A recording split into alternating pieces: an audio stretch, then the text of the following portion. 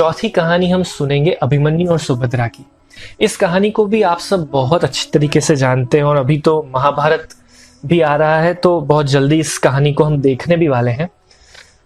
अभिमन्यु जब माता के गर्भ में थे तब मामा कृष्ण ने गर्भवती बहन सुभद्रा को चक्रव्यूह भेदने की पूरी तकनीक सिखाई।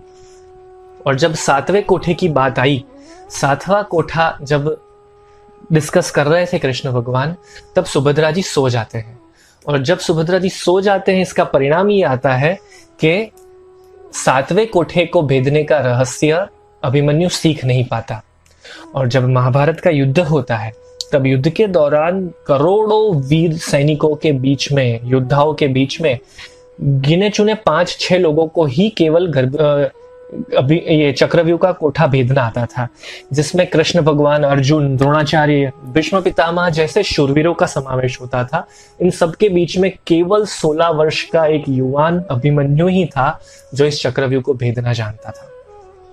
और उसने प्रयत्न भी किया, पर 6ठे कोठे तक वो आराम से पहुंच गया। 7वां कोठा क्लियर कर नहीं पाया क्योंकि माता सो गई थी।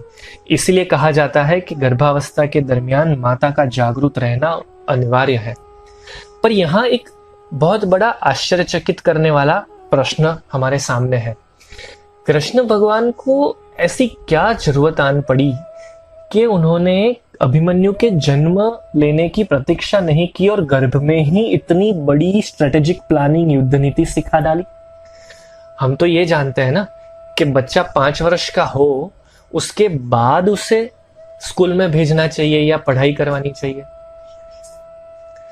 पर कृष्ण भगवान हमें यही संदेश देना चाहते थे कि अच्छे से अच्छी स्ट्रेटेजिक प्लानिंग, श्रेष्ठ से श्रेष्ठ ज्ञान सिखाने के लिए भी गर्भावस्था ही सबसे श्रेष्ठ समय है।